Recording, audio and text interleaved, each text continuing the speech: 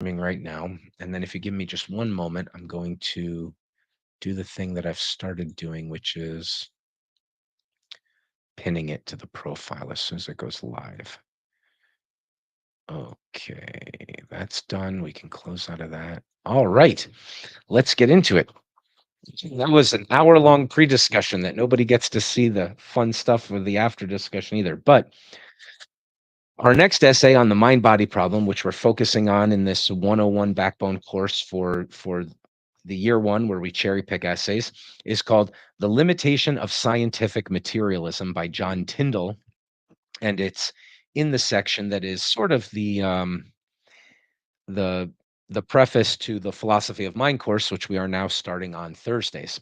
And we'll be getting together to do a more in-depth version where we're still doing the same thing of reading essays of the philosophy of mind. But in this book, we're just going to focus on this one section of the mind body problem. And the essay we're reading today is a really fun one by John Tyndall called The Limitations of Scientific Materialism.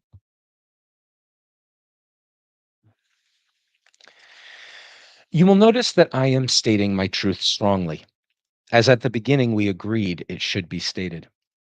But I must go still further and affirm that in the eye of science, the animal body is just as much the product of molecular force as the stalk and ear of corn, or as the crystal of salt or sugar. Many of the parts of the body are obviously mechanical. Take the human heart, for example, with its system of valves, or take the exquisite mechanism of the eye or hand. Animal heat, moreover, is the same in kind as the heat of a fire, being produced by the same chemical process. Animal motion, too, is as directly derived from the food of the animal as the motion of Trevithick? I don't know what this is. Trevithick's Trevithick's walking engine from the fuel in its furnace. All right, we'll talk about that later. This was delivered in the 1800s, and there were a lot of really interesting engineers who were powering machines that could do things that looked shockingly lifelike. And it was capturing the imagination of people to think that we've made, mechanical things that are like life. Turns out we're still interested in thinking we've done things like that. Okay. As regards matter, the animal body creates nothing. As regards force, it creates nothing. Which of you, by taking thought, can add 1 cubit to his stature?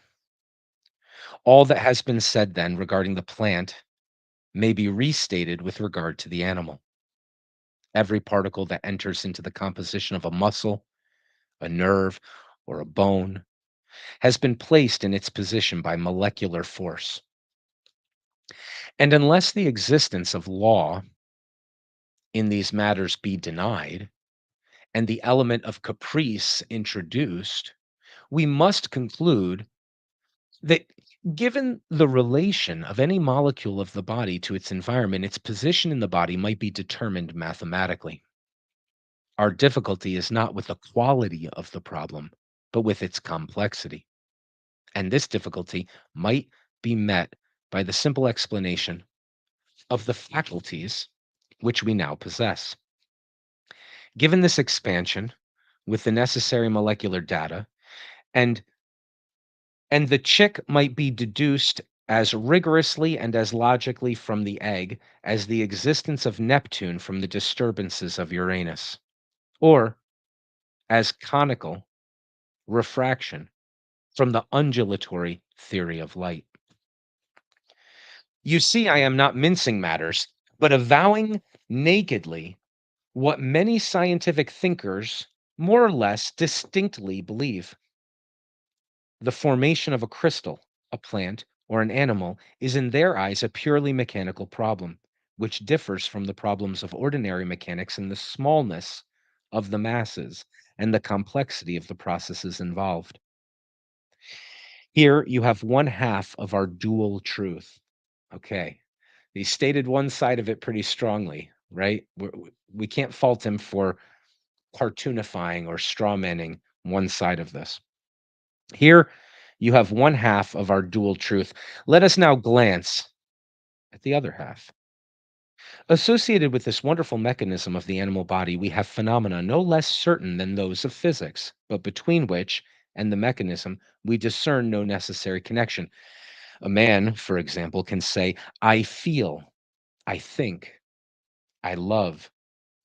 But how does consciousness infuse itself into the problem? The human brain is said to be the organ of thought and feeling. When we are hurt, the brain feels it. When we ponder, it is the brain that thinks. When our passions or affections are excited, it is through the instrumentality of the brain. Let us endeavor to be a little more precise here. I hardly imagine there exists a profound scientific thinker who has reflected upon the subject, unwilling to admit the extreme probability of the hypothesis that for every fact of consciousness, whether in the domain of sense or of thought or of emotion, a definite molecular condition of motion or structure is set up in the brain, or who would be disposed even to deny that if the motion or structure be induced by internal causes instead of external, the effect on consciousness will be the same. Let any nerve, for example, be thrown by morbid action into the precise state of motion which would be communicated to it by the pulses of a heated body. Surely that nerve will declare itself hot. The mind will accept the subjective information exactly as if it were objective. The retina may be excited by purely mechanical means.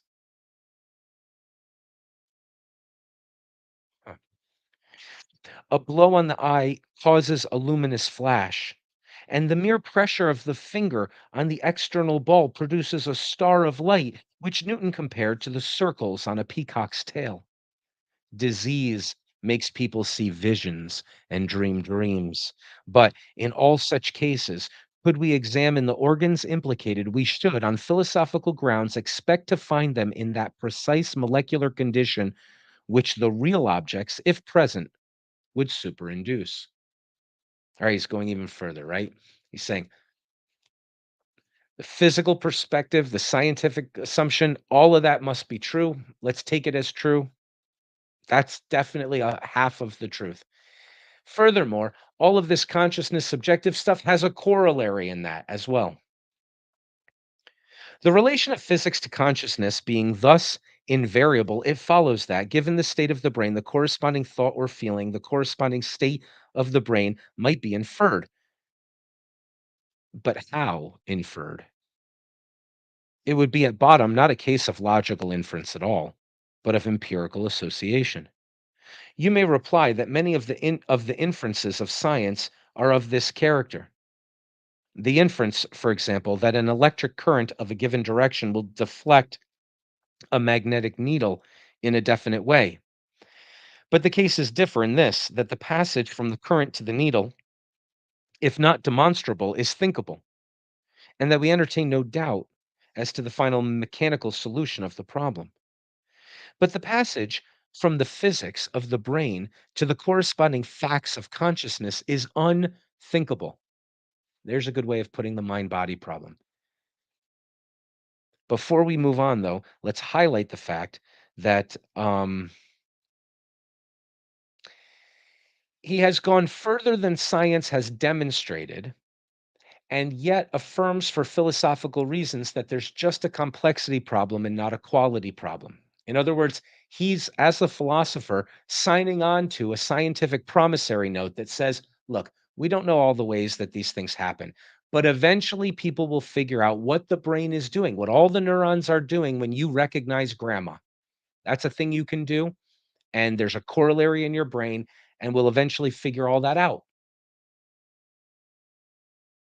So he's not even denying, like some thinkers would say, "Well, you haven't proven that, and I'm not so sure you're gonna be able to." He says, "Look, there's gonna be a physical corollary. We're gonna figure it all out." But then look at the next thing he says. He says, "When we've figured all that out, and you tell me what the neurons are doing when a person is having an experience, you can tell me what experience they're having in their consciousness. But I can tell you right now, just like I can believe in the promissory note that physics and neuroscience will figure all that out, what you will be telling me is a correlation that you understand to exist between the conscious experience, the mind event, and something physical happening. What you won't have done is described there's no tighter connection between the two, right? He is denying that if you knew, like, okay, imagine you were Martians who came to Earth. No, imagine you were um neuron sized no neutrino sized consciousnesses, that there were consciousnesses like ours, but they traveled through space at the speed and with the mass of neutrinos, right? Very different bodily experience than the experience we have. And imagine that those consciousnesses were asked to consider what life was like for you and I, what our experience of the world was, through an examination of all of the data that in 500 years or in 20 years, whatever you want to guess, the neuroscientists and the physicists and the scientismists of all stripes have fully described in their complete works of what's going on in the brain. So they won't have a clue what it's like for us to see red or feel pain or anything like that. Not from that. From that, they might have an idea of when you feel pain, your brain is doing this type of a thing, but you can know everything about what the brain is doing. And there's a qualitative difference between what the neurons are doing and the actual experience that you're having, is what he's saying. Okay. And then he's going on to make his next point. So I interrupted his next point, and he's saying, to try to bridge that gap is completely unthinkable to us, right? So that's the expression of the mind body problem. Bodies are length, breadth, width, they're extension in space, they're uh, impenetrable, or they've got different qualities, they've got a thermal energy, whatever they are, they're not anything like mental things. They're so completely different that to talk about one causing the other seems impossible. It seems unthinkable. We don't know how to take this thought and link them together in a causal connection. That's the mind body problem. Let's see what he says about it. Granted that a definite thought and a definite molecular action in the brain occur simultaneously. Let's say for sure. We do not possess the intellectual organ, nor apparently any rudiment of the organ, which would enable us to pass, by a process of reasoning, from the one to the other. They appear together, but we do not know why. Were our minds and senses so expanded, strengthened, and illuminated as to enable us to see and feel the very molecules of the brain, were we capable of following all their motions, all their groupings, all their electric discharges, if such there be, and were we intimately acquainted with the corresponding states of thoughts and feeling, we should be as far as ever from the solution of the problem. How are these physical processes connected with the facts of consciousness? The chasm between the two classes of phenomena would still remain intellectually impassable. Let the consciousness of love, for example, be associated with a right handed spiral motion of the molecules of the brain, and the consciousness of hate with a left handed spiral motion. We should then know, when we love, that the motion is in one direction, and when we hate, that the motion is in the other. But the why would remain as unanswerable as before. Okay, so as a philosopher, from his philosophical perspective, he's granted a massive scientific promissory note. And then he said, if that were completely fulfilled, I can tell you for sure that the problem we're dealing with here has not even had one grain of sand's worth of progress made on it. There's still a problem here. And also, he's priming us, I think, to imagine, what does left-handed spin of the protons in the neurons of my brain, again, he's just making up an example. Obviously, nobody thinks that that's what love is and that the counterclockwise version would be what hate is.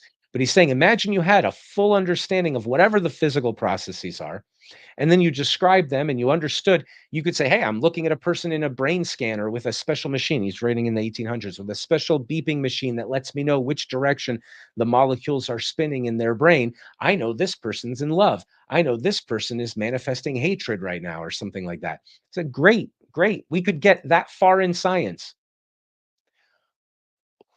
What about this mind body problem? What about the fact that there's a qualitative difference between these 2 things? I mean, if I told the Martian had a very different type of consciousness about the s counterclockwise spins or whatever the physical explanation is, would he have any idea what it's like to be in love? And yet there are facts of consciousness, right? Those things exist. We can run the experiment individually ourselves and say, "Oh, no, I'm a robot. That's not like anything to be me." Or we can run the experiment and as individuals, which means a lot more versions of the experiment than just the ones that take for a scientific consensus, and say, "Yeah, there's something to this whole platonic look inside and see what you find kind of thing." And so he's trying to underline this. He's trying to underline it in the 1800s because the mistake of thinking The mistake of thinking that all answers exist in a materialistic framework is not a new mistake that we're making today, and it's not one that took us till today to try to see through either, okay? Anyway, he's underlining it here. Let's see. Right, and so, we said right. In affirming that the growth of the body is mechanical and that thought, as exerted by us, has its correlative in the physics of the brain, I think the position of the materialist is stated, right? So he's claiming, I'm a materialist if I agree with those 2 propositions, and I agreed with them, as far as that position is a tenable one. However, I think the materialist will be able finally to maintain this position against all attacks. Oh, I'm sorry. I think the materialist will be able finally to maintain this position against all attacks. So let me take back that he's saying he's a materialist thing really quickly and say he's a 2 propositions you would need to be a materialist according to Tyndall.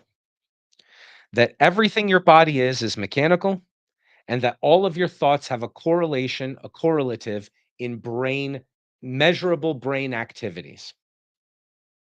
We don't know that that's the case. I think it's the case, right? I think those 2 things are true, he says. We don't know what all those things are. Keep doing your science, we'll figure it out.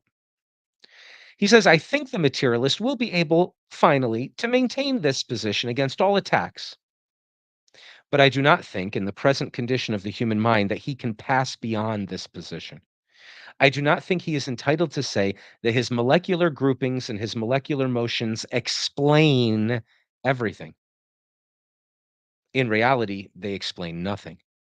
The utmost he can affirm is the association of 2 classes of phenomena, of whose real bond of union he is in absolute ignorance. The problem of the connection of body and soul is as insoluble in its modern form as it was in the pre scientific ages.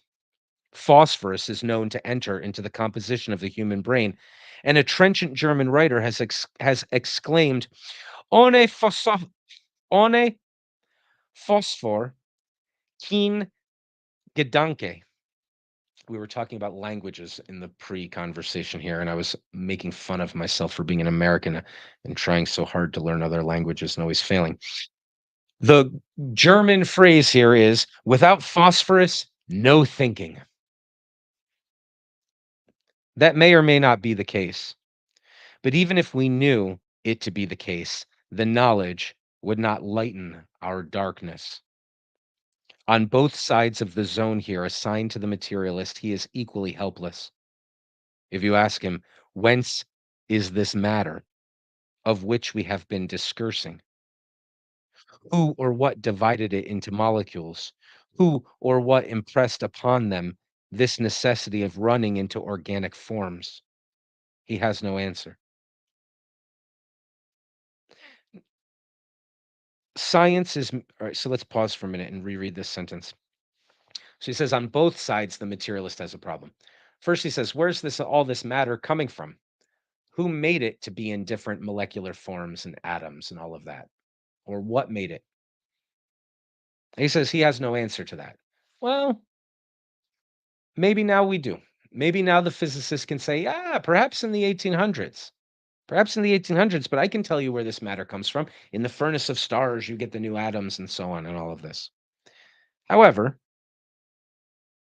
there's still a germ of a philosophical thing here that we might not want to just glibly cross over about whence comes this matter. We understand the Big Bang, we understand all of that, but there is a philosophical matter, space, and time are very interesting concepts. No two of which mean anything without the third.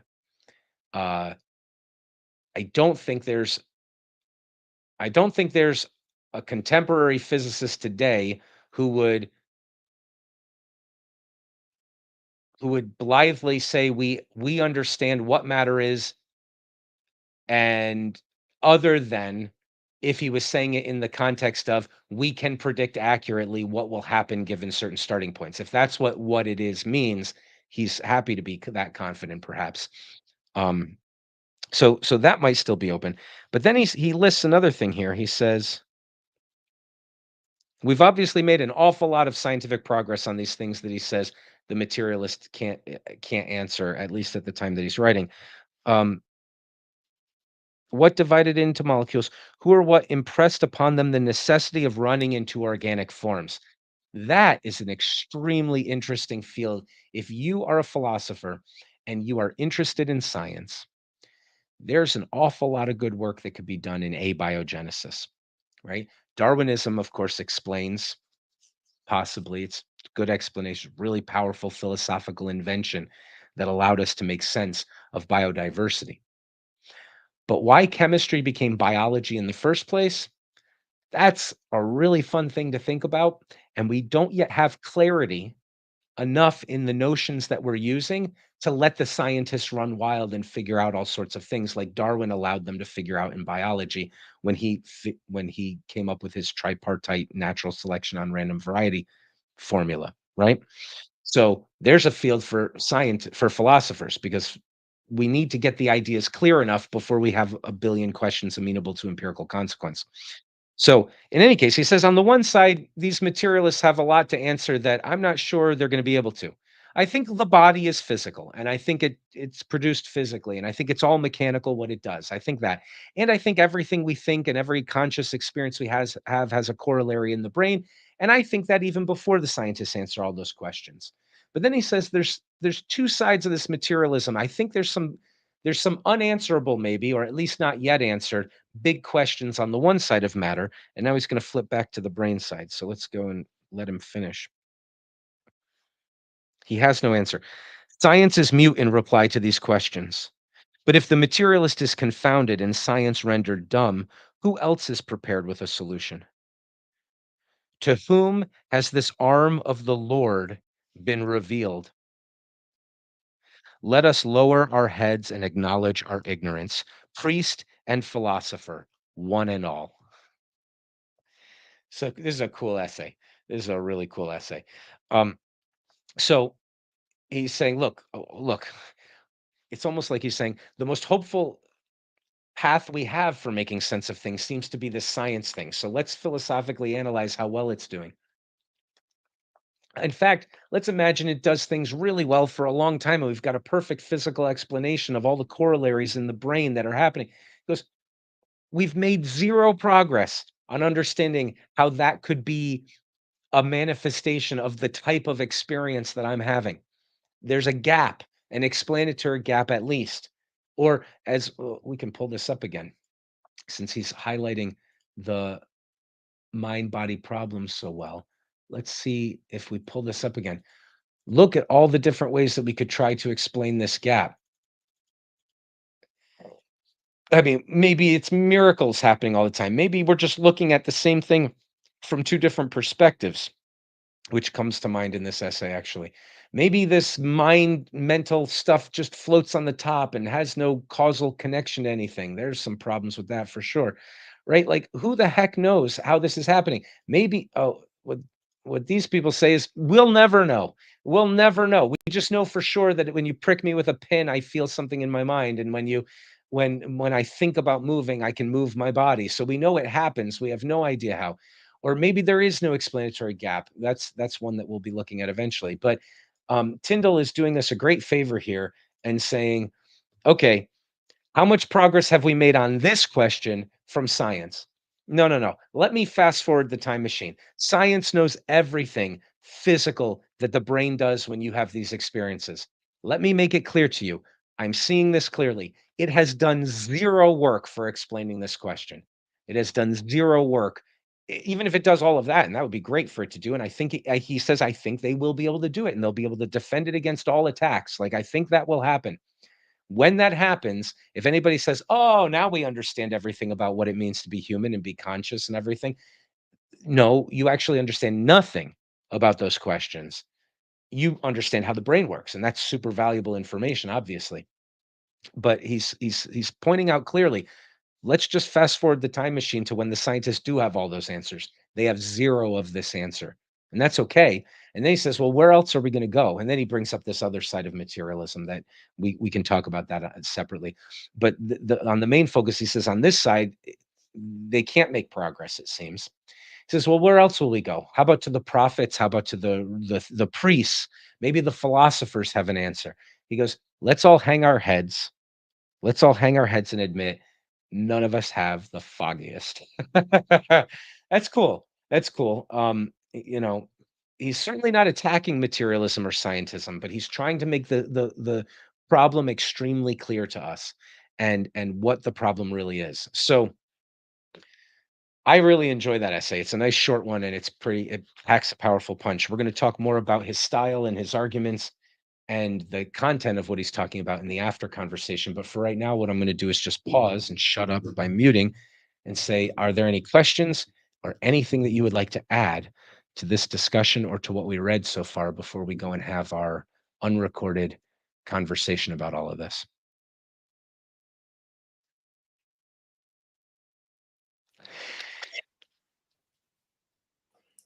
I do have some questions, but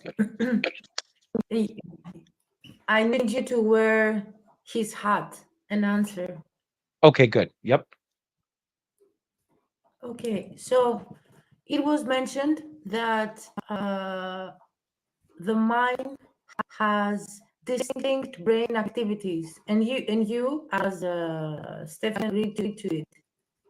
So I wonder, or if he has a thesis, he has a standing point to the subconscious processes, which is another kind of reasoning.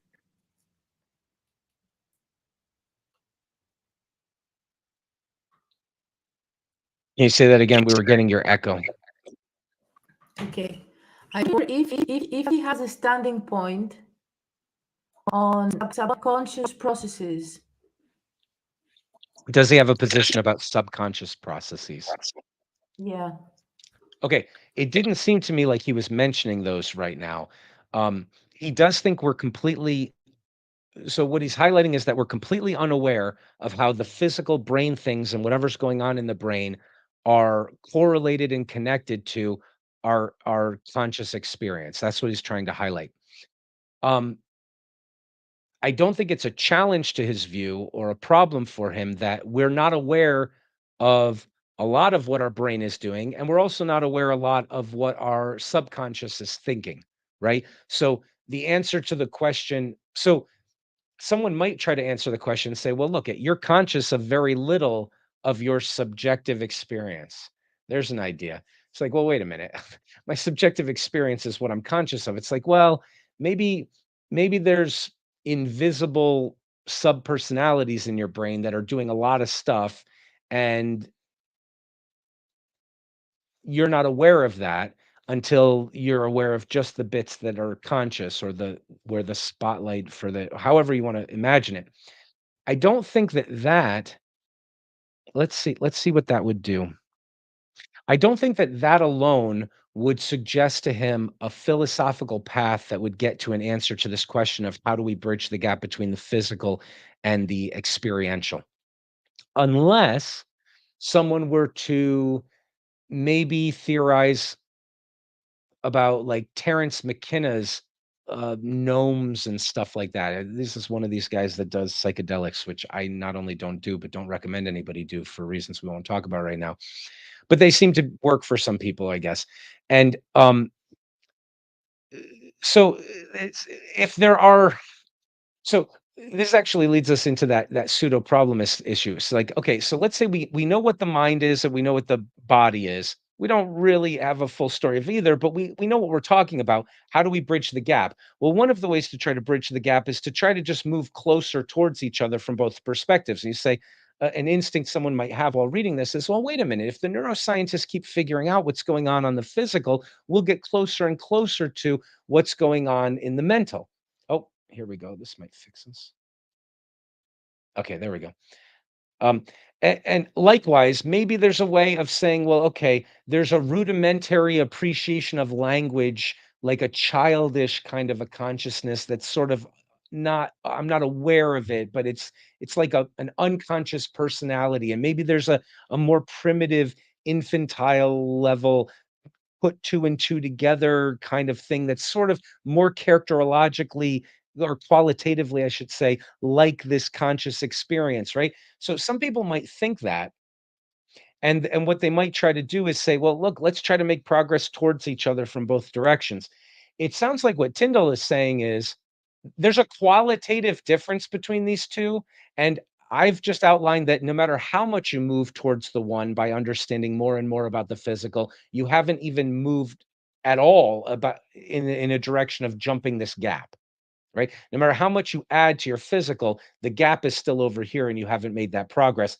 And I imagine, since he says that the philosophers and the theologians have no idea either, that he doesn't believe that there's any psychology theory that is moving us closer towards, like, if the psychology theory is talking about dreams, those are subjective experiences to the sleeping awareness, right? We got to be we don't have to be careful right now, but consciousness is a word that we'll often have to be clear about what we mean in it at different times.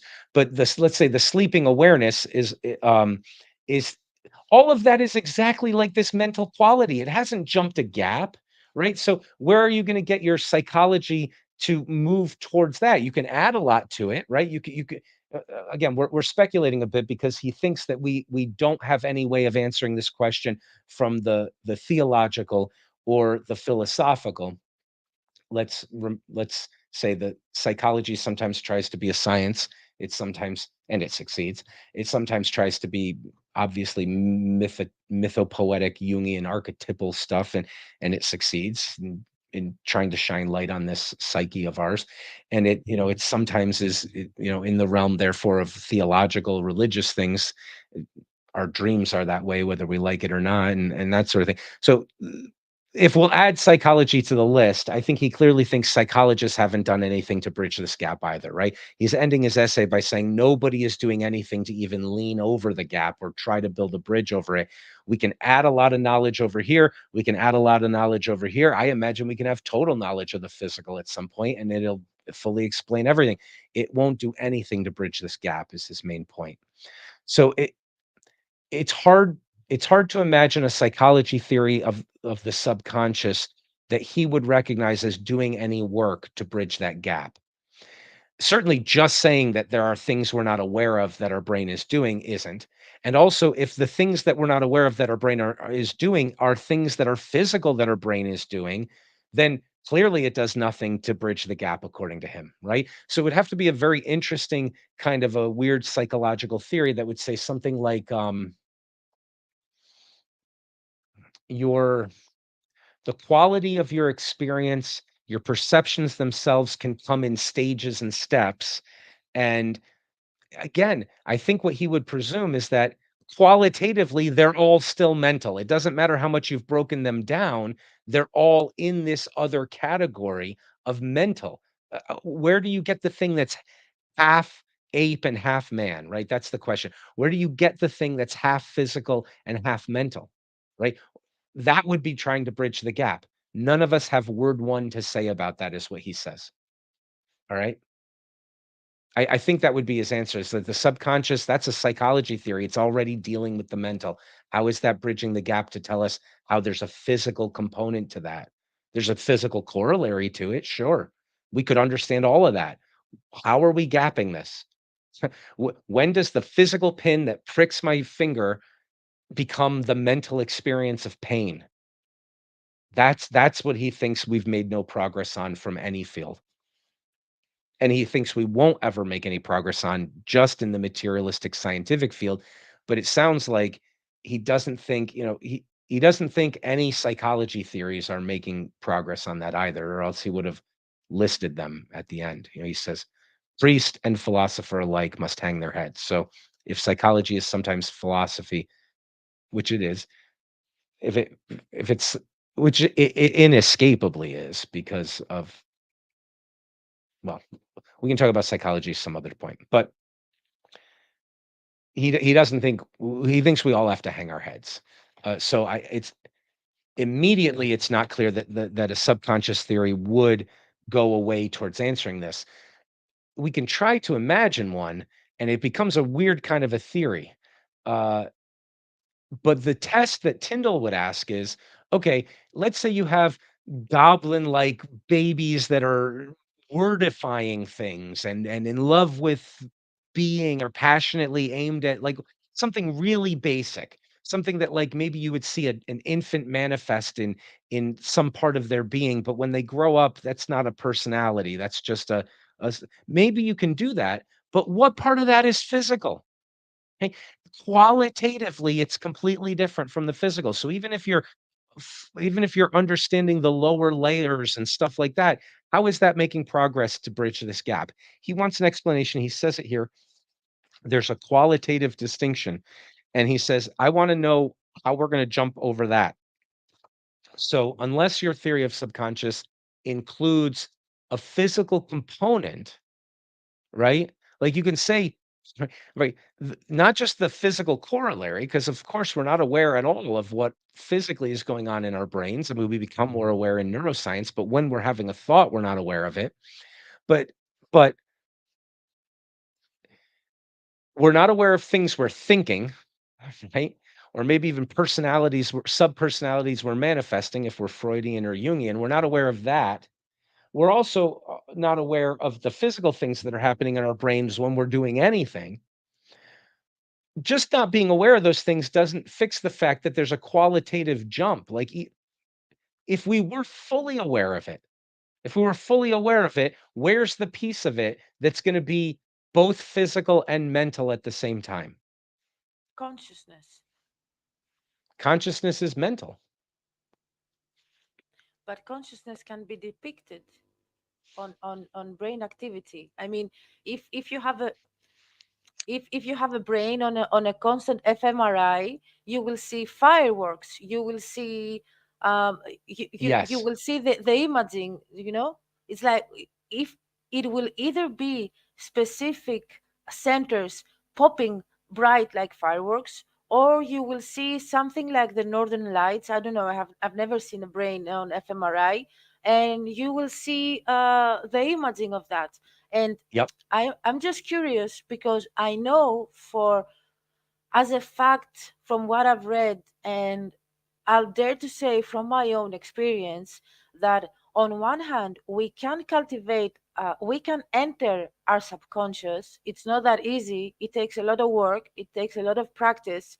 We can enter our subconscious, and with with the level of with whatever level with whatever I'm sorry with whatever level of consciousness each one can achieve, and actually work there consciously. And on the other hand, while we are not in a deep meditative state with whatever level of consciousness, uh, w- we can, like now that we are talking, we can get a notion, we can get a question, and if someone is well cultivated or quite self aware, you can take that question, that notion, and quote unquote send it to your subconscious for later work. Einstein did that. I know that Sure. from what I've read, Einstein is Absolutely. one of those people upon the globe that actually he consciously as well sent questions and problems and in issues to his subconscious. Yep. And he later got the response. Yeah. What part of that is physical? Oh, no. So that's a perfect question. I'm really glad you asked it that way because it's going to help us to get clear about what it is that he's trying to figure out and what he wants us to figure out. Of course, you're right. You're describing communication between the conscious and the subconscious. You're describing a bunch of things we're unaware that we're thinking and thought processes. Those are all mental things that we're sometimes conscious of, but sometimes not. All of that's true. What part of that is physical? Well, you said, well, I can look at the brain physically and I can see what it's doing when I'm doing something. He says, yeah, he's saying this before the CAT scan, before the EKG. He's saying, of course, eventually scientists will be able to do all of that perfectly. What is the connection between this But mental, which is qualitatively different from all that physical that you could describe? I have a question. Okay. Yeah. Because I perceive physical a bit differently as the scientific materialists. I mean, Yes. for me, and for many other people, Yep. um, the our aura is something tactile, is something physical. It cannot be seen with the with our sight, with our eyes. Some people can see it, but we can photograph it and we can measure it with technology. Thank God it has evolved. So more and more it becomes part of our physical tactile reality. Now, what would Tyndall say to this? If Okay. we So I think what you're hinting at is a panpsychist approach, which is to say that the body has the m- what we're calling the mental is and what we call the physical are both features of, qualities of, properties of whatever nature actually is. Okay. So I think that's what you're hinting at there. I know we were talking about auras for a second there, but you say you're conceptualizing the mind differently. And it sounds like what you're saying is like, okay, I don't think of my brain as made up of molecules if what you mean by molecule is a bit of hard stuff that doesn't participate in anything psychological at all. I see the color and the density and the location and the mental all as qualities of one thing. Well, that's the panpsychist view. Is that possibly your view? not entirely. Okay. I mean, I don't share the panpsychist view entirely because I do not believe there is a level of consciousness to rocks. Well, they're not having full thoughts, but like a very rudimentary ability to feel without knowing you're feeling, or maybe even something lesser than that. Like our brains are very sophisticated and they can do physical things that rocks can't do. And they're very sophisticated and they can do very complicated mental things that rocks can't do. But that the basic ingredient of being is something that is both mental and physical, and that our concept of the physical and our concept of the mental are so far apart because both of them are flawed. There's no actual distinction between the two. Maybe we should have a concept of nature, and the natural has those qualities together, and we're just taking one quality that's very different from others. The quality of impenetrability, I can't pass my hand through the table, is very different from the quality of color, for instance, of the table. And so those are physical qualities we think of the table. But instead, what we could say is the mental isn't something qualitatively different from the physical, it's a different property of one thing. And so is the physical. It's a different set of properties of one thing. I'm not trying to say that you should have that view. I'm wondering is your because is your view something like that? And is that why you think progress could be made to at least dissolve this question? rather than say there is no gap, and so we don't have to explain it. But I might Um, be that might not be your view. I will answer after I rephrase the question and reset it up on the table. So, as I told you a bit earlier, I read that Tyndall, of course, accepts the limitations of scientific materialism, and he acknowledged that as as far as science, the way that science had evolved in his time, he acknowledged that there were things that were people were not yet able to to to find out through empiricism, scientific Oh. empiricism. And he said that that is why imagination is something that we should consider as a tool to develop, to evolve sciences, and and use it as to figure what is beyond our capability to empirically examine and prove. Now I wonder now, and now it's time to rephrase the question.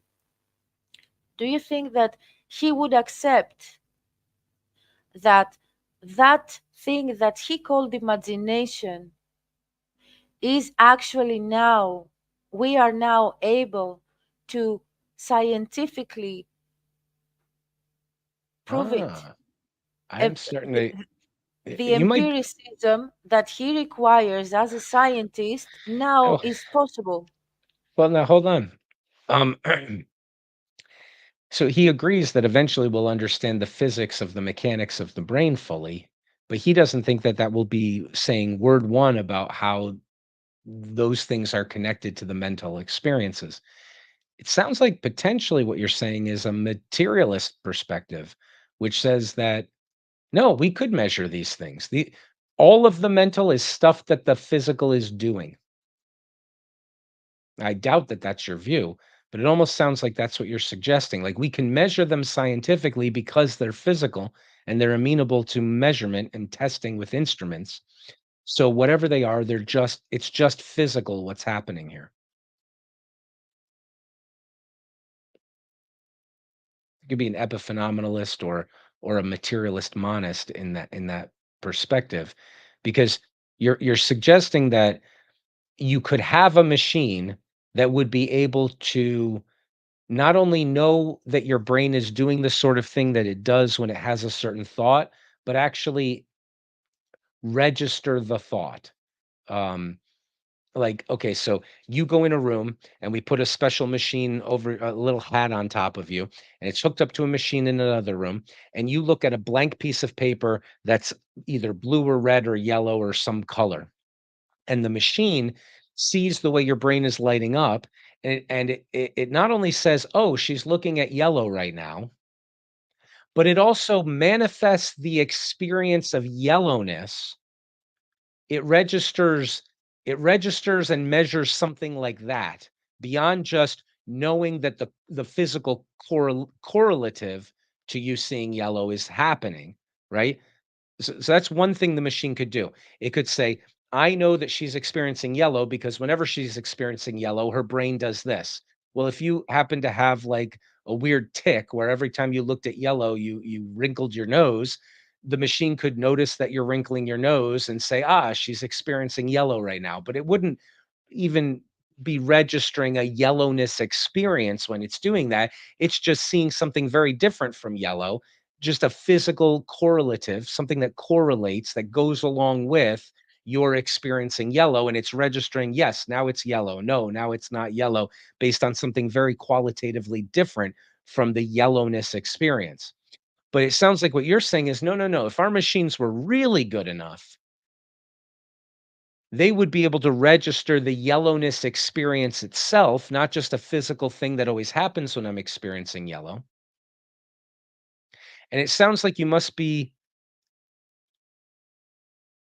either a materialistic monist or a panpsychist to have that view. Maybe an epiphenomenalist, but I don't think so.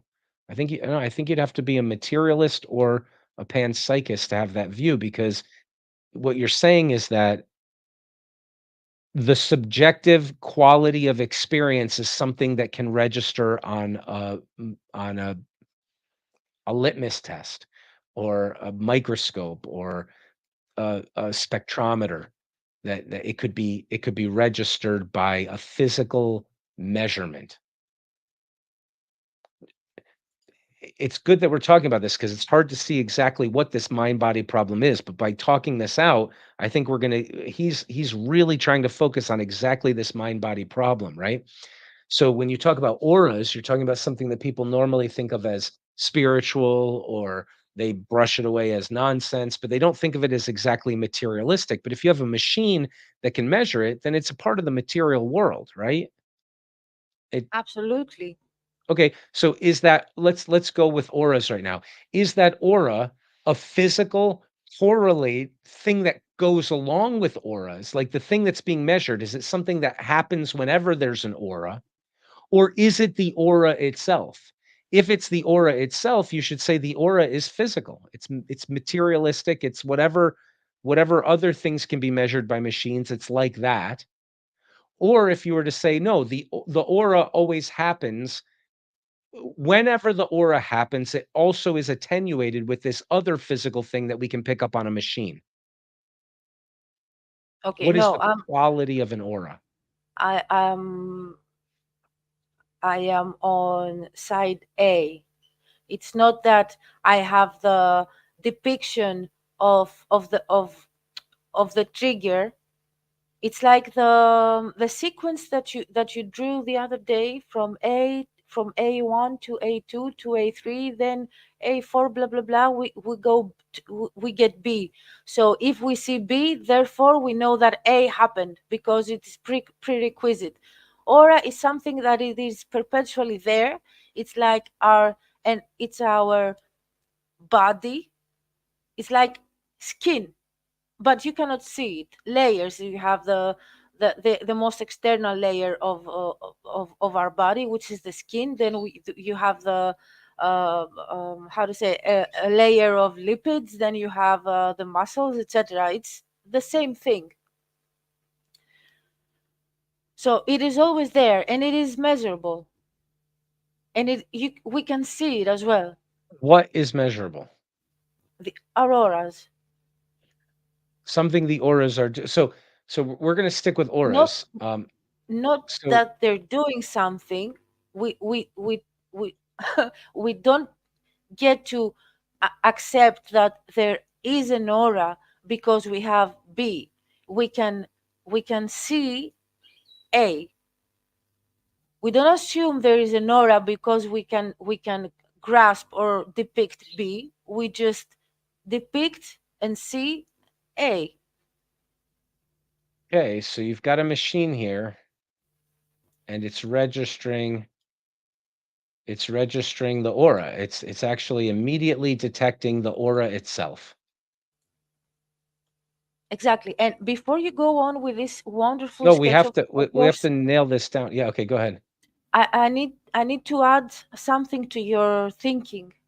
Uh, the other day you read an essay from R.M. Har or Hare, I don't know how it's pronounced. It was the logical behavior of the word good. And when right before you read on communicating, conveying, and right before you mentioned the percentage of saturation for redness, um, he he mentioned the evaluative aspect and the descriptive aspect, and what is the connection between these two, the evaluative and the descriptive. So could you please add these to your thinking and maybe interweave them to this diagram and what we're talking about? Yeah, yeah, right. We have to be thinking about that. So let's cut this in half here and say there's something called an aura. We don't have to agree that there is such a thing as an aura. We can agree with it. It doesn't matter. Oh, shoot.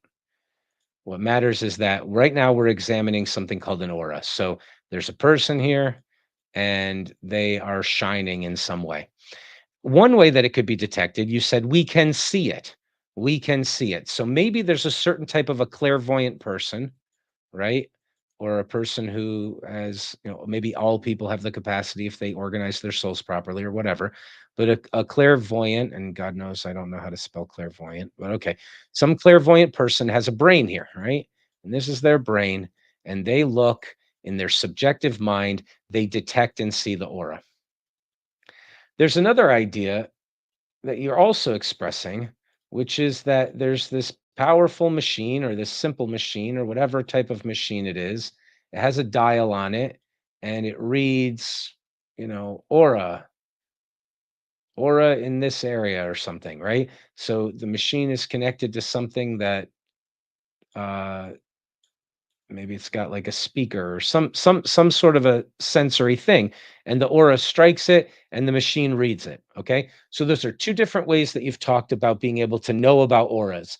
One, a person can see them, and two, we can detect them scientifically.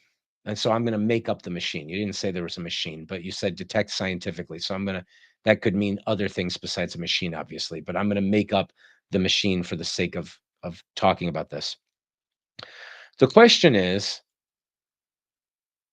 The question is this: is an aura something that you think is both physical and mental?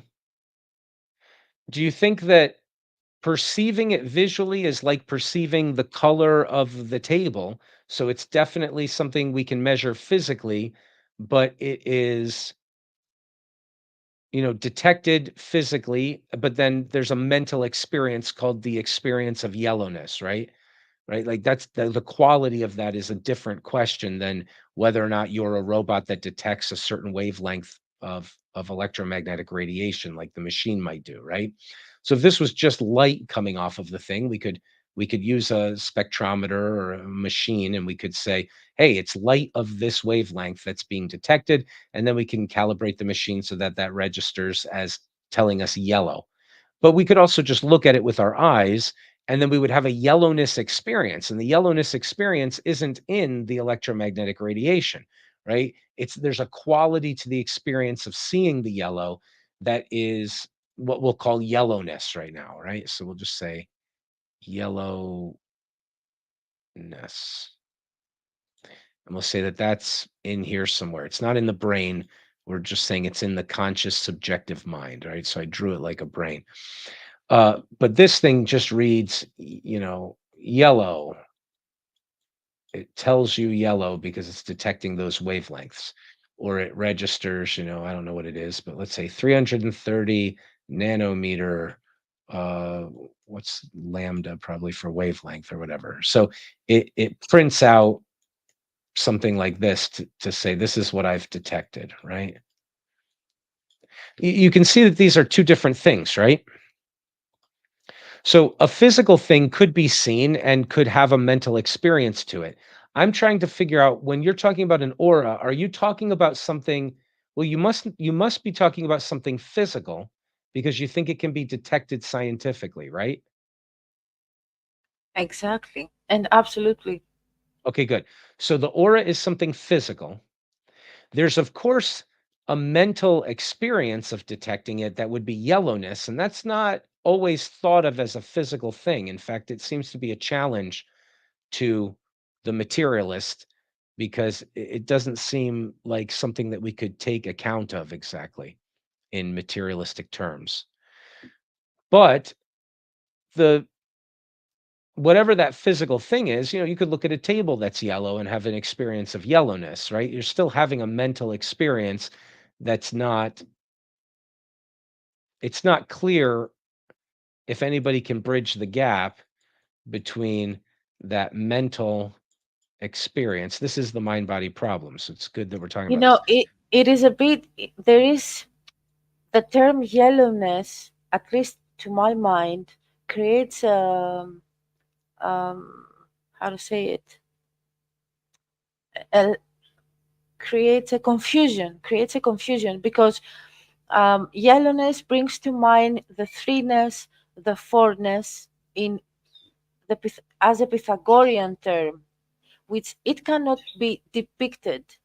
It was when we were discussing on the similarities of the symbol for, that you understand that we are talking about the same notion, but regardless of how poorly or well drawn a four is, but we cannot depict or capture scientifically the fourness of the world. I mean, the form or the idea, but we can capture the its lowest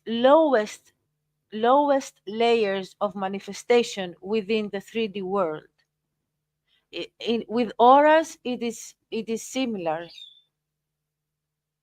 I mean, yellowness, to my mind, creates a confusion because we can depict yellow, but yellowness, uh, Right. You would agree that we have an experience of yellowness or no? The reason why I used yellowness, let's use something different. The perception of yellow, right? The perception of yellow is different. Like what your brain is doing is not something like this.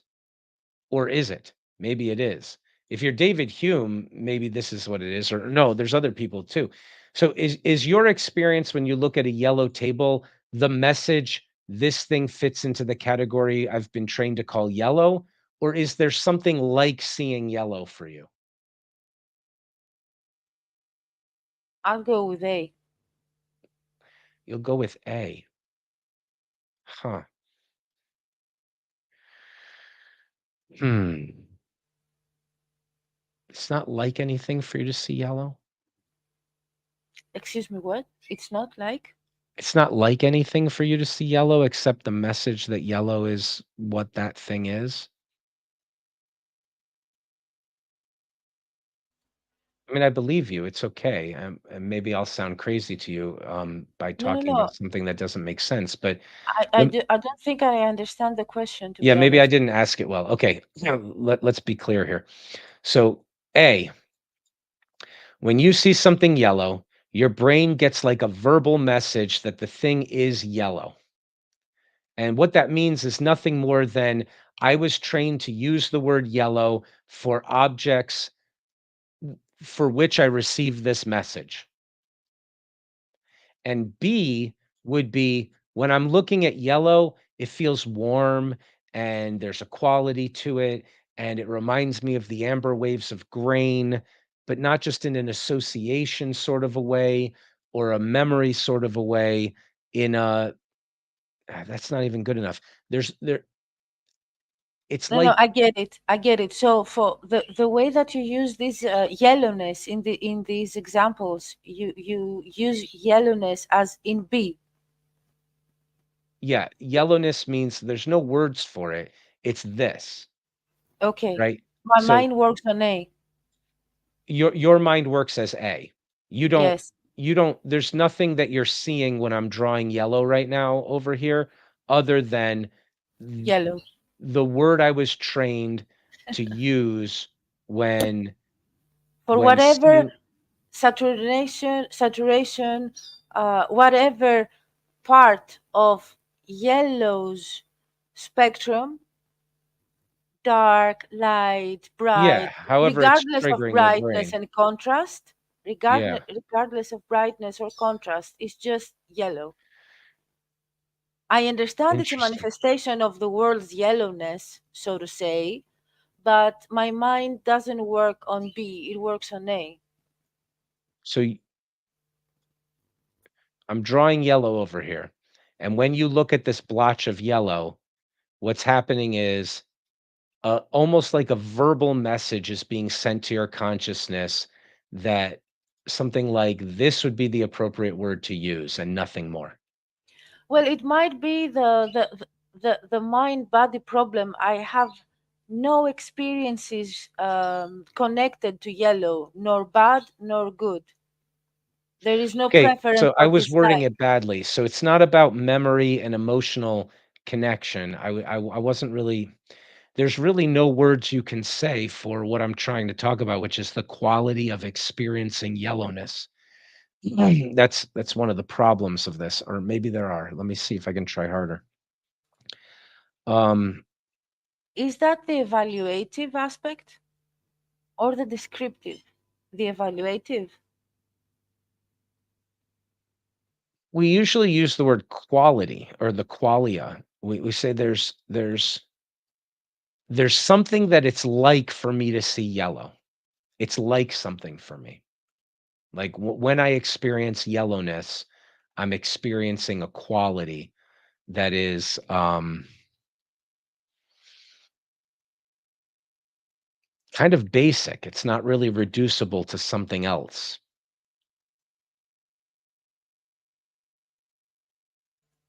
Okay, maybe you are indeed experiencing the yellowness of the universe or of the cosmos. Yeah, that's what we're trying to talk about. But so it sounds like what you're saying is if you look at this blotch of color that I put here, what registers in your brain is the message, not 330 nanometers, but whatever it is, it's the kind of light that's hitting my eye right now is what we call yellow and not really much more than that, or other than that, I should say. Is that about what it feels like to see a yellow thing for you? Okay, could you please repeat it? Yeah, you know what? I think we should be more careful because there's a language thing here. Okay, so I the have trouble. qualia question is Maybe asking, is it I'm like sorry. anything?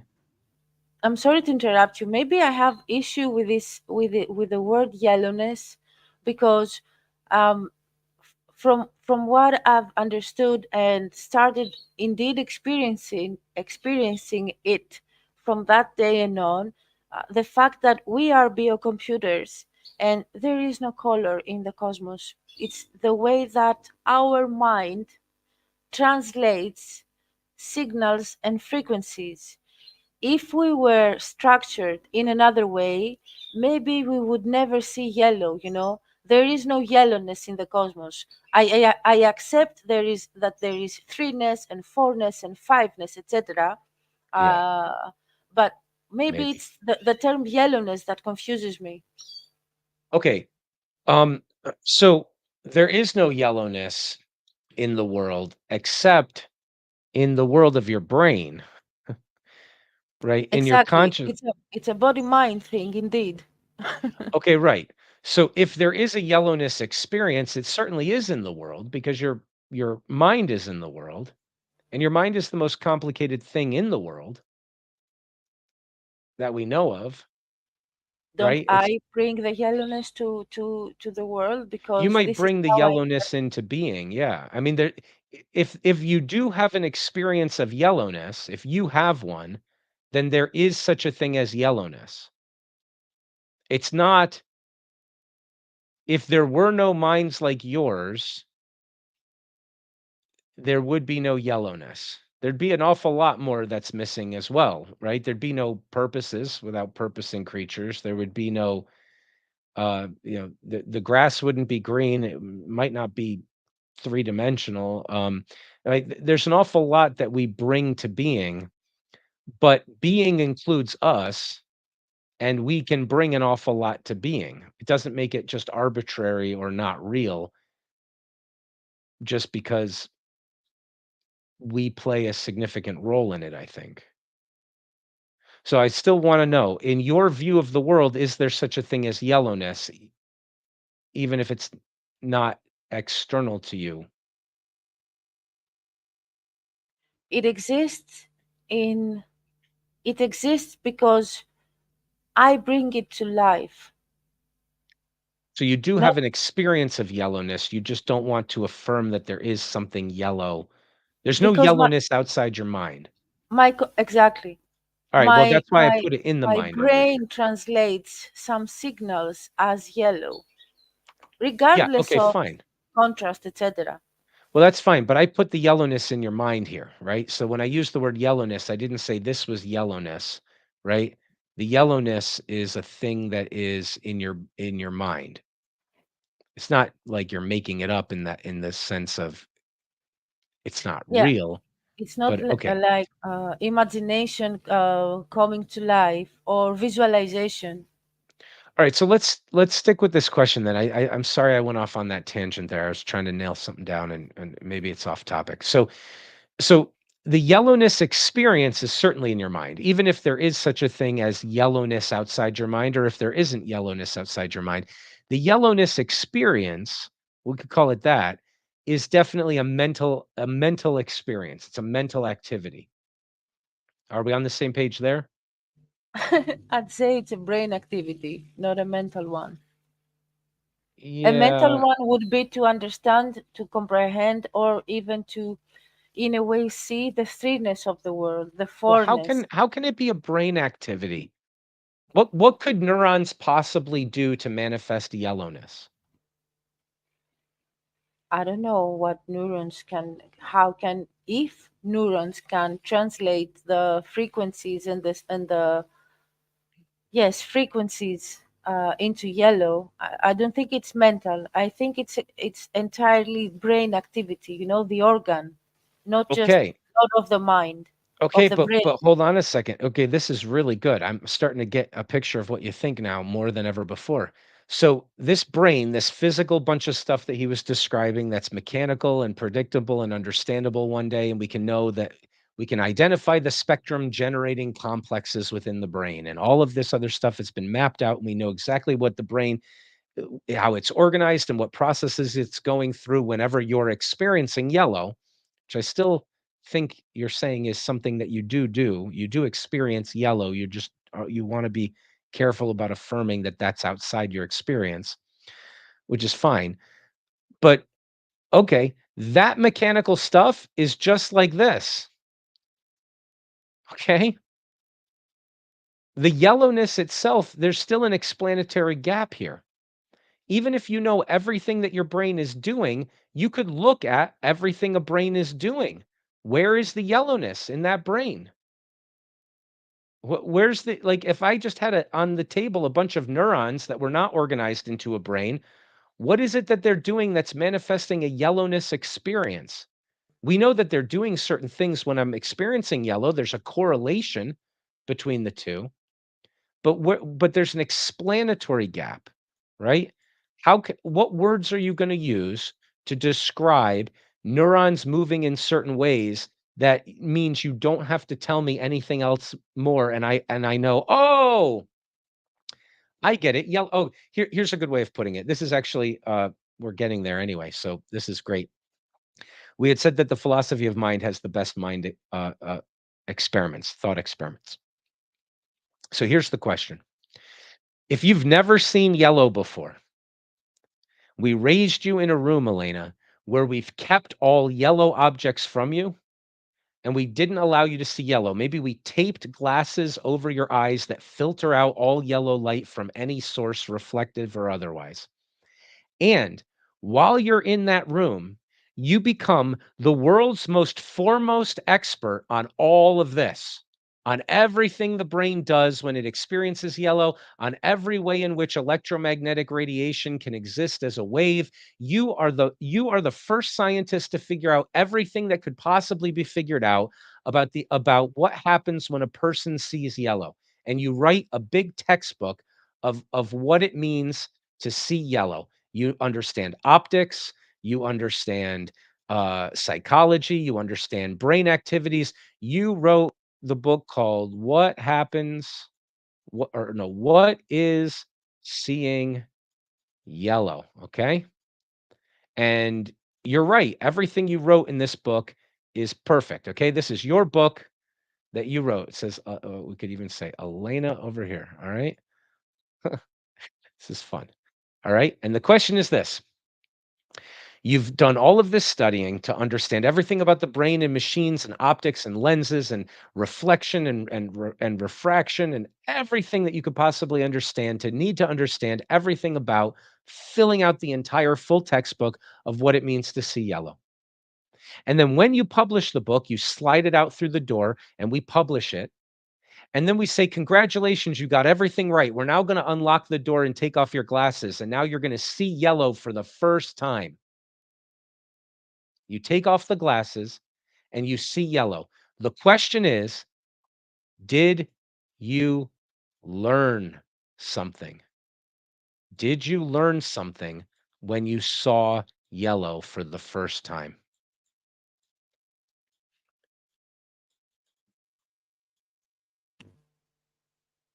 I'd say that that would be the first time that I actually experience color yellow.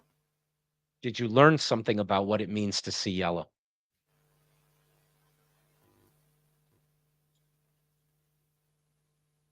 I suppose that I suppose that my knowledge would start if I wasn't that of an expert. What My did you no learn? Yeah. What did I learn?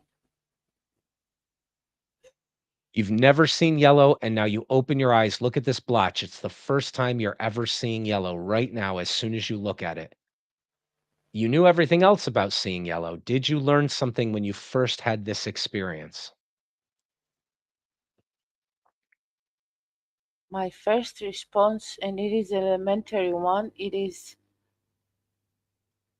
what actually is seeing yellow and experiencing the color. I learned what it is like to see yellow.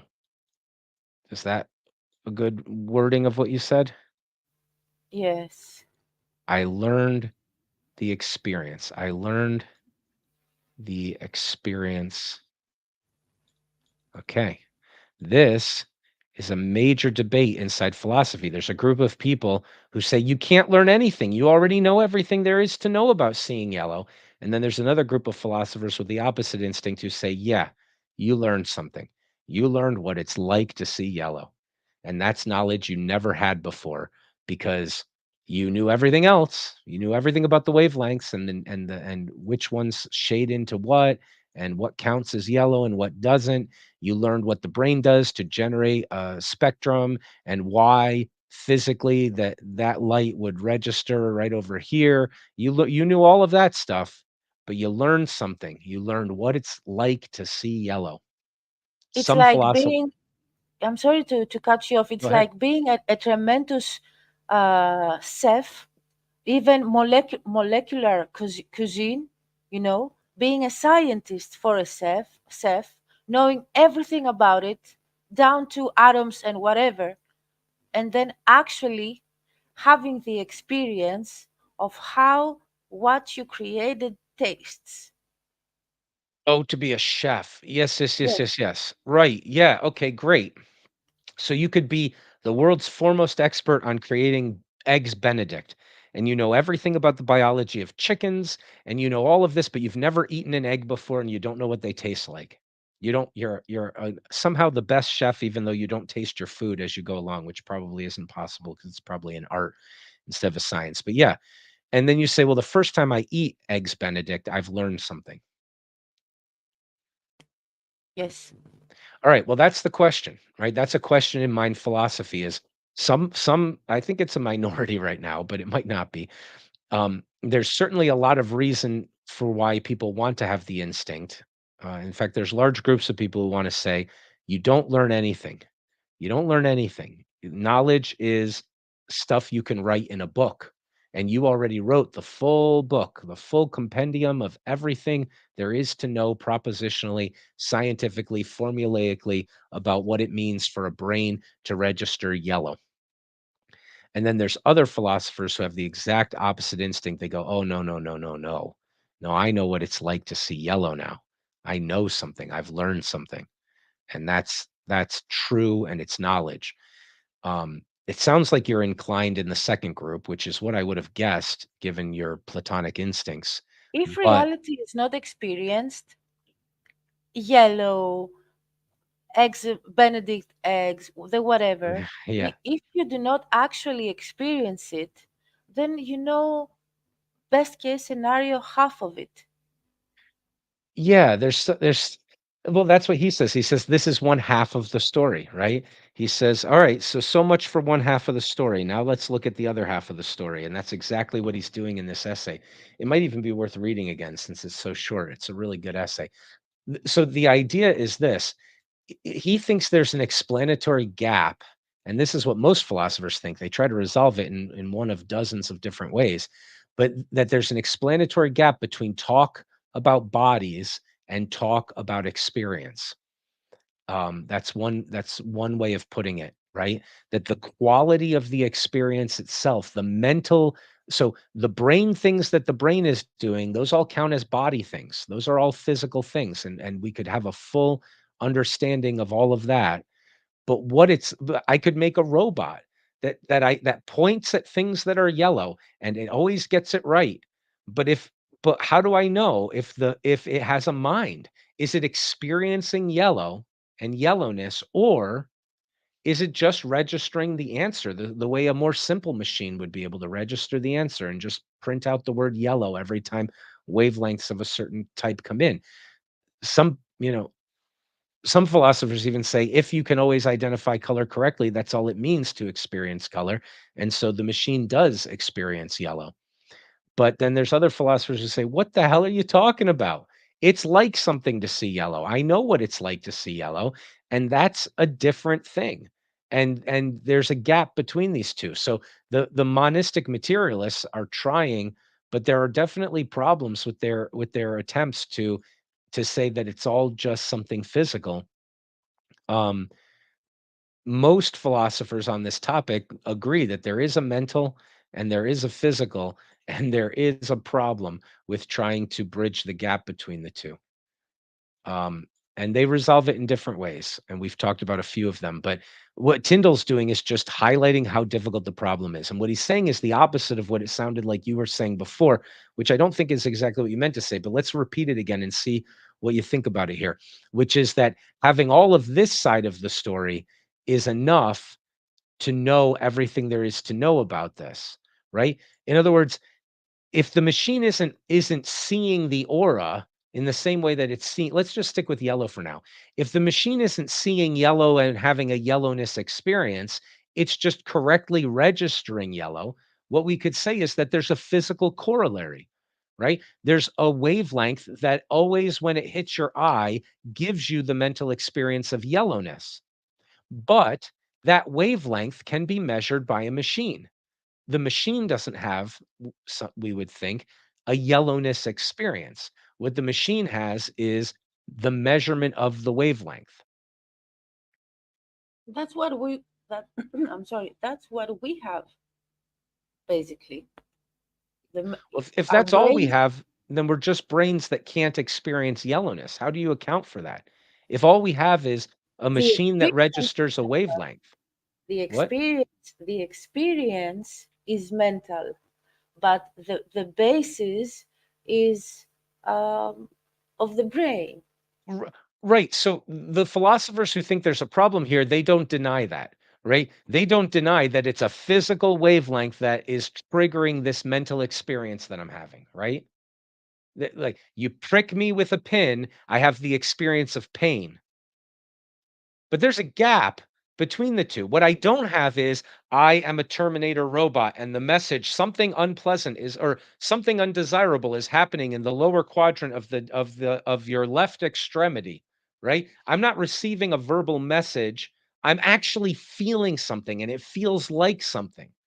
That mental thing and the physical thing, they're both correlated. Clearly pricking me with the needle is what triggers that mental experience into happening, right? So the dominoes go from one side of this thing to the other. We just in theory don't know how they could possibly, because the quality of experiencing pain is nothing like I am a machine and I got a message that something sharp exists in the vicinity of my left hand, right? Like no, I'm feeling pain and it feels like something, just like seeing yellow is like something. Yeah, but pain and color are two different things because okay, not entirely. I meant to say that mentally we can detach ourselves and dissociate from whatever happens to our environment. And there are people out there, I am one of them as well, up to a point, that the body within which I am is part of the cosmos, is part of the environment. Right. So I can detach and dissociate from whatever happens to the body as if something is happening. But you can do that with color too. You could do that Yes, with color. You could start seeing everything in black and white if you wanted. is that feasible? Indeed, is that feasible? I don't know. I meant to say that if I had a trauma correlated to yellow, then maybe I could treat it as physical pain, Sure. detach myself from it, and cut off my mental experience from the brain's trigger of yellow. Sure. Well, you can have a dream that you're seeing yellow, and there's no physical correlation with that either, but you can still manifest because you're cut off and different. This is the gap we're trying to explain, right? You can be disconnected from anything physical and still have a yellowness experience. It's like the other side of the coin of what you're pointing out. You're correct, right?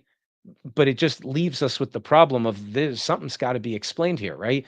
Yeah, besides the actual details of how it is possible that a person can dissociate from the pain or can manifest the yellowness without actually there being something yellow that's triggering the experience, without even worrying about that right now, the fact that this is qualitatively, the quality of this is different than the quality of this to such a seemingly total degree that nobody so far is given an explanation of how they could be affecting each other. That is the mind body problem.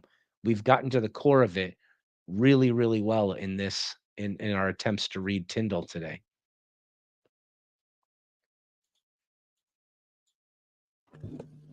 Right now, I'm trying to understand the gap, to fully Yes. comprehend the gap. Oh wait, I'm not sharing this. Hold on. There we go. Yeah, this thing here is seems completely different from this thing. So talk to me about wavelengths. Let's see if this works. Talk to me about wavelengths. What are wavelengths of electromagnetic radiation like? Oh, I cannot do that. Okay, well, waves are oscillations that induce oscillations next to them. Maybe we could call it something like that, that travel through a medium or something. Okay, so there's a part of space that is activated in electronic or electromagnetic energy, and then it's low in electromagnetic energy, and then it's high in electromagnetic energy, and then it's low in electromagnetic energy. And when it goes up and down like that, the bit of space next to it goes up and down too, and you start a wave, right? Like an ocean wave doesn't send water molecules, the water molecule is moving like this, and the water molecule next to it is chasing it like this, and the one next to it is going like this, and then you've got a wave. Okay. So there's bits of hard stuff out there, or there's bits of energy potentials that can move up and down. And over a distance, they can propagate or perpetuate that up and down movement. So something can be moving up and down here, which can cause the same thing to be moving up and down over here. Not the same thing, but the same type of thing to be moving up and down over here, because all of the spaces in between are also moving up and down in what we call a wave. And so over here, where your eyeball is, the wave strikes your eyeball, right? Where the hell is the yellowness in that? The yellowness experience is where in that?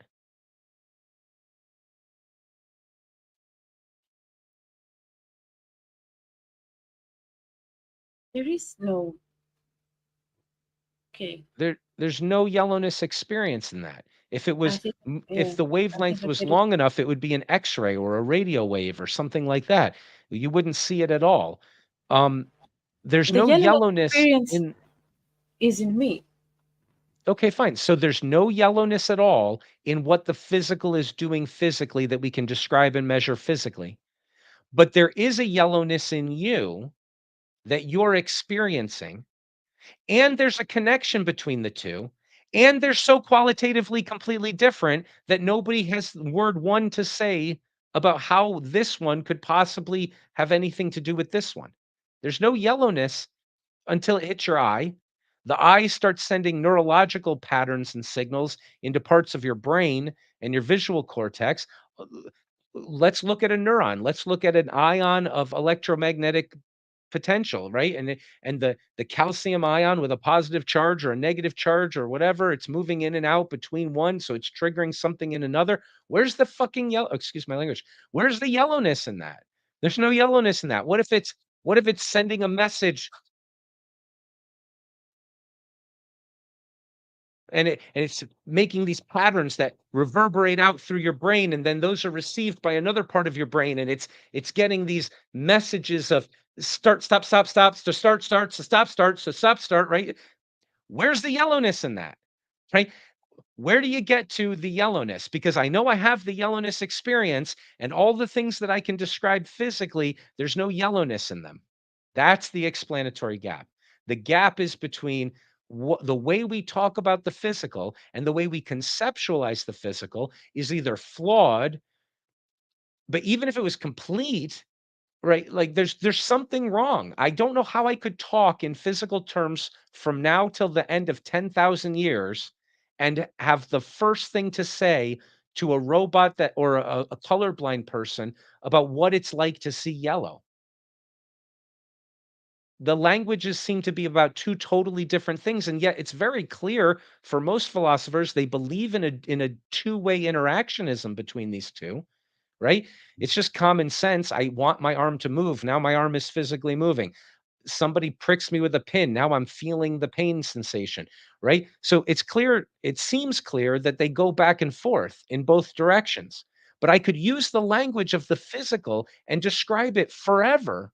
And I'm never going to get to the yellowness or the painness or the anything else like that mental. It just doesn't seem like we're talking in the same language. It's like there's this total gap and they're trying to figure out how to translate, and Tyndall isn't providing an answer at all. He's just saying, I want to make it clear to everybody, the scientists, even if they were very advanced, wouldn't have one word to say about why it's like what it's like, so to speak. And the priests and the theologians and the poets, maybe the poets are onto something, but they're not talking in that physics language, so they're only onto something on one side of it. But there's no other approach from either side of these things that seem to be bridging that gap, and that's all we're left with Tyndall, is him saying, "Look, I don't have a solution for you, but clearly the problem has made that we've made no progress on the problem from a philosophical, a scientific, a religious perspective. It just seems to be that the mental is a reality. There's facts of consciousness that he doesn't want to deny. Some people would deny them just to deal with this problem, quite frankly. But how you could talk about dreams and consciousness and subconsciousness and personalities and ever start talking about wavelengths isn't clear. And how you can talk about wavelengths and neurological physical things and ever have one thing to say to someone who's never experienced yellow, what it's like to see yellow, it just seems impossible to bridge that gap. So there's lots of approaches to this. Some people say it's a pseudo problem, it doesn't really exist, and they come up with a there is no gap kind of explanation. Some people have an epiphenomenal view, a panpsychist view. Some just deny the mental entirely and say it's all physical. And I don't know what you're talking about when you say it's like something to see yellow. For me, it's just I'm getting messages. And some people say it's all mental and it's all a dream or it's all idealistic. It's real, but it's all mental, and the physical is a dream that we're having, in not in the sense that it's not really there, but our conception of the thing being physical is flawed in that way. Right. There's all sorts of ways of trying to deal with this problem, but most philosophers fit in the camp of there's these two things. The language we use for them is totally different because they're qualitatively totally different, and yet they also seem to be interacting in both directions, and we need to find a way to explain that, or to admit that we're never going to be able to explain it. And that's what's called the mind body problem. But Has it become clear? Go ahead.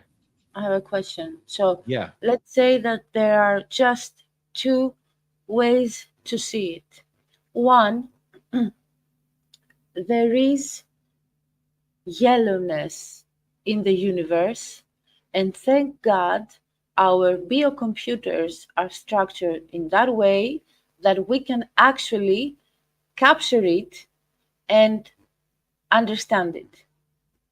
Yes, we can affirm that there is yellowness, and we can be grateful that we are the sorts of creatures that can manifest that experience.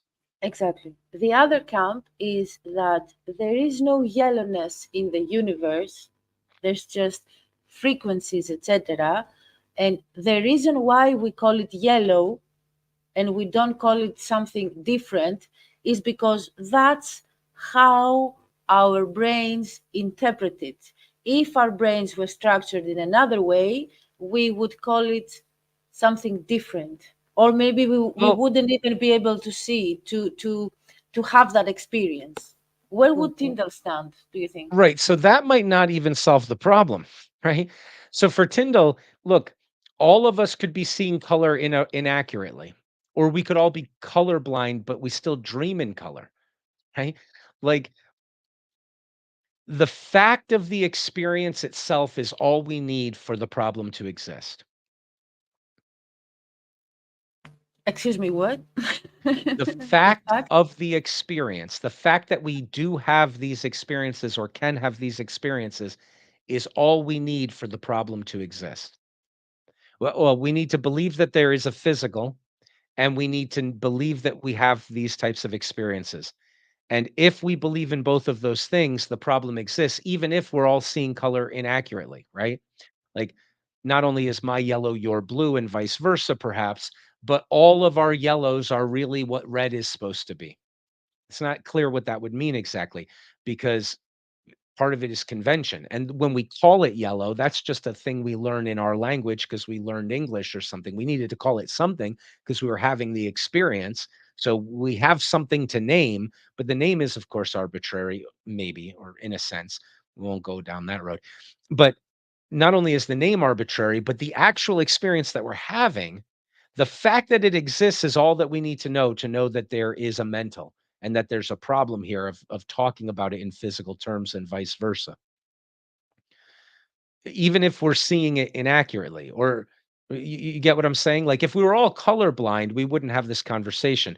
But if we were all colorblind, but sometimes our dreams were yellowish, we would say, huh, my brain is doing something that seems otherworldly here.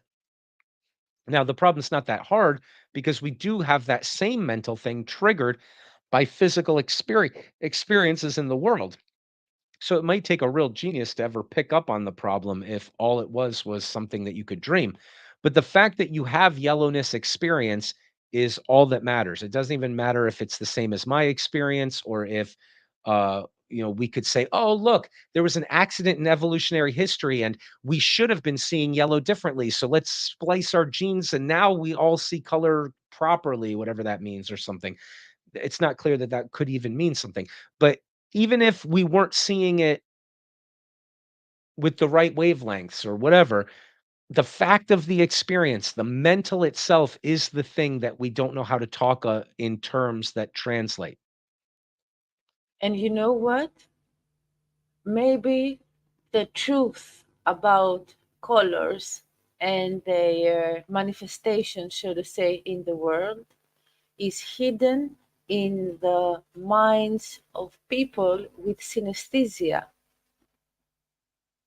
Synesthesia is very interesting. Indeed, I envy that. That's the only thing that I envy in the world, people with I'll give you something synesthesia. else to envy: tetrachromats. You might be one. I need to look that up. So if Tetrachromatin. if you're if you're a tetrachromat, you're definitely a woman, I've been told. Like there's almost no male tetrachromats, but a tetrachromat is a person. I don't remember the percentage of the population. It's small, but not too small. That has four color sensing cells in their retina. So they do see colors differently, and they can identify. So if you take a panel, actually, we could just pull this up here. Test for tetrachrome. Let's see. Let's go ahead and look for an image test of tetrachromacy. All right, so here, this is fun. We'll start with this. Okay, so we'll share this tab. So this is a test. Oh, I gotta share it. This is a test for color blindness, right? So what do you see here? Do you see a number? Yeah. Right, because you can make out green and you can make out orange, so you see the 71. But people who only have two color uh, cones in their retina, whatever the right terminology is, they might not be able to distinguish green from orange, and so they wouldn't see the 71 that's hidden here. But there's another test that's just like that. It's a tetrachromatic test, and I don't know if this is one of them, but I'll put it up here. Do you see anything like a letter or a number or anything here? I There's don't know if this. something. I think there's something in red, unless the white part creates that illusion. You think you But see something in no, it's red? the same thing. It's the same thing. But basically, it's this. These big circles are entirely the same. Just the color is different. I see nothing else. Yeah, me neither. Let's see. Maybe that was seeing 100 million colors. 5 tetrachromats who see. All I right, can so see the let's. pattern, the pattern of the white to be similar. So if anybody is watching this video and they do see something inside these spheres, Elena and I don't. We see a green sphere, an orange sphere, and a red sphere And with the something dots. white.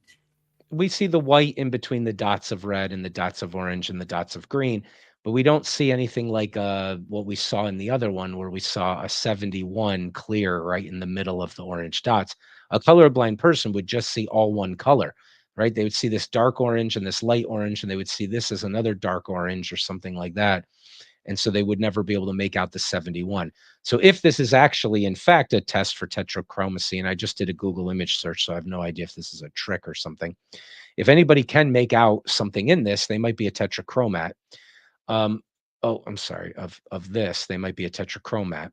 But here's another test for tetrachromacy, I think, which is you count the bars of color that you see, right? And you don't just cheat by knowing the width of the bars and then counting how many there should be. So women tend to see more color than men do. So this whole field here where I know that there are 2 bars, I only see 1 color. I see a different one here, maybe a slightly different shade here. I mean, I might call all of these the same color, but I can see different shades in these 3 here. But these 2 right here, I wouldn't really call those a different color. It would be hard for me to want to, except that I know the width of the bars. Do you know where you can see the difference? At the top end of at the top there. Well, you can, I can't. I just see the same blue in both of these things. Okay. Like over here, I absolutely see the same color. Do you see a different color between these 2? Yeah. On the right side, it's a bit darker than on the left. This here is a little darker than this. Yes. You're out of your mind. I see exactly this. I don't even see a line between them. When you said the right, I thought you were jumping way over here. I don't even see a right and a left at all. I just see one thing. And So I wear my blue glasses. okay, very cool. Maybe that helps. All right, so the same thing with over here. I see one color in these 2, what I know are the width of 2 different bars over here. I could not possibly. If you switched them around, I wouldn't see. If you move No, this one over here. Do you see 2 colors here? I look at it without my blue glasses, and this orange bar on the left side it's darker than on the right. But It's so it cool. might be no. Wait. It might be an illusion because the color on the left it is brighter, and the Yeah, color on the it's left not of the bright. book is It's not brighter light. to me. It's not brighter to me. This looks No, I exactly. mean This is Oh, this this one. is yes, exactly. And I on see. the right side of the thick bar, it's darker. So that might cause that illusion. I don't know. Yeah, maybe, but I see the lighter over here and the darker over here, and there's nothing that tempts my mind into thinking that this is not exactly the same bar with exactly Okay. the same color. So, and that's that's typical between it's a sexual dimorphism, right? So, there's evolutionary theories for the idea that men sort of are attuned to hunting, and so they're maybe more physically intelligent, and that women are attuned to seeing the subtle differences between ripe and unripe fruit and foraging and things like. Who knows if that is just a just so story evolutionarily? But for some reason, women have and there could be other explanations for sure. Women tend to have like this. I almost see. I think I see three bars that are exactly the same. I can sort of see this as a little bit lighter over here, but not Mm. really. I really see three bars that are the same. Do you see three obviously distinct colors here? Okay. I see the lighter one being on the left side, I and sort of see that as a little lighter. yes, the other one is say Yeah. Okay. All right. So, but you see two colors here. You see two colors here. If I would be lying with my pants on fire if I said I saw two colors here. Now I can kind of see I don't know if this is just badly drawn. I definitely see some shadowing and shading here. I mean, I can make out these bars over Mhm. here for sure. I would call them all the same color, but I can at least see a distinction there. But these two are exactly the goddamn same. I mean, I have as much trouble understanding what you mean by saying there's 2 as if I was colorblind and you said you saw a 71 here. I'd be like, "What the hell are you talking about?" So that's pretty cool. It's kind of a side note, but let's keep going down it for a bit, and we'll wrap it back to the mind body problem. So, a tetrachromat can definitely make out all these colors because a tetrachromat has a 4th color cone, and, let's actually look it up. The percentage of people who are tetrachromats. It looks like tetrachromacy, nice Greek word. We understand what it means. Why don't I share this tab? Okay, so tetrachromats somehow are maybe sensing, like they have an extra cone that receives some color. So they've kind of got 4 primary colors, which I don't know what the spectrum looks like to them, but it might look as different as mine does to a colorblind person. I mean, I'm speculating. I don't know. It's an other minds kind of a problem, but might be able to empirically figure it out. So spectral sensitivity, that's another issue. Humans, I just want to know the percentages. All right, tetrachromacy in carriers of CVD. It's been theorized that females who carry recessive opsin alleles that can cause color vision deficiency could possess tetrachromacy. So if you have a recessive opsin allele, which often causes color problems, but if you have the recessive version, you could possess tetrachromacy. So we don't really know about the genetic connection because they're putting the word could in there. It's important to read scientific qualifiers and pay attention to them. But they're trying to work it out. 2 cone cell pigment genes are present on the X chromosome, the classical type 2 opsin gene. People with 2 X chromosomes could possess multiple cone. Oh, interesting. So it seems like the X chromosome, yeah, but men only have 1 X chromosome, so why don't they have only 2? Well, okay, it's too complicated. The opsin gene, who knows what that is and how complicated it is and the way it interacts. It's not just a gene for a cone. Okay, let's go down and try to find out the percentage of people who have this. So other species might have it. Uh, pentachromacy might exist in other species. That's something I've never heard of before. Some birds, notably pigeons, have 5 or more kinds of color receptors. That's wild. All right, so we'll have to read about that some other day. By the But way, the yeah, rarest color in nature, as in pigment, true pigment, not an somewhat illusion because of the way the light reflects upon the surface, like the feathers of a butterfly. the rarest color as a pigment, actual pigment, is blue. Yeah. Yes, it's There is a blue. butterfly, there is a bee. Yeah, but like you're saying, what they do is they have a shape of a cell that makes the light reflect that way, but the cell itself is not blue. Is that what you're talking about? Yes, exactly. But there is a butterfly that I saw in a documentary, and I've also witnessed, not live in pictures. There is a bee that it is actually blue. Yeah, it is possible. I mean, we dye things blue, and I think the Phoenicians, I think it was some sort of a sea creature, like a shellfish, that allowed them to dye things purple, and purple became the royal color because it was the only thing you could dye things at first. Was purple might not be exactly blue, but you can imagine getting blue out of a purple dye or whatever. But I still want to know what percentage of people. Okay, a study suggests nearly 12% of women may have a fourth color perception channel. So that's 24% of the population, 25%. So about one fourth of people are tetrachromats, but they're all, oh no, I'm sorry. About 6% of people are tetrachromats, but they're all women. So 12% of women. Um, Men aren't as likely to be tetrachromats. I guess they're not all women.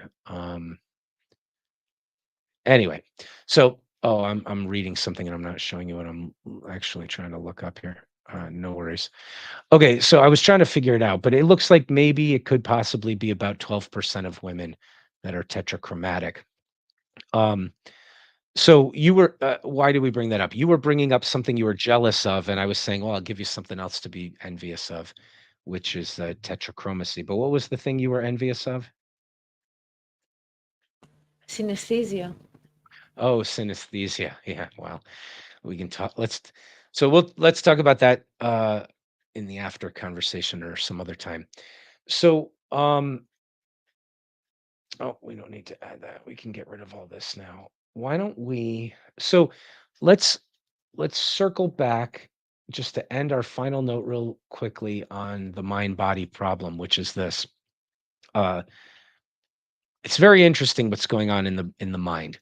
But with this essay, hopefully we're getting clearer, I think, on exactly what this mind body problem is. One of the ways we could put it is to simply say the words, the statements, the language that we use for bodies, for the physical, seems to have nothing to do with the words we use for the mental, right? The concepts themselves, the concepts, the concept of bodies and the concept of mind just don't seem to have anything to do with each other. I don't know how many 10,000 years I could talk about wavelengths and neurons. I mean, the way neurons work, it's just like, let's say, probably like a calcium ion or something gets moved to one neuron through one end, um, from a neuron on another. It changes the electromagnetic chemistry inside the cell, the intracellular electric potential, and then that triggers it to go to the next one. This type of language, if I had a full story of it, if I had a full map of everything going on between every single neuron and all of the complicated structures, that type of language just doesn't ever translate into something that looks like this, right? Like the looking at it, not the way I can talk about it. I can talk about the yellowness. I can even talk about emotional connections and memories and the poets and the artists. They seem to be sort of in this language to some degree. I once thought to myself that um, the correct language for dis. You know what? I'll save this for the after show because it's related to synesthesia. So we'll talk about this together in a moment. In any case, the language that we use regarding this type of stuff and the mental and the language we use for the physical just doesn't even seem to have one word in common where we could start to translate back and forth and explain, oh, when the physical does this, then the physical does this, then the physical does this, then it knocks over this physical domino, knocks over this physical domino, and then that bumps into the first mental domino, and then that mental domino bumps into this mental domino. It's like, that's the gap. The gap is, what the hell do you mean bumps into?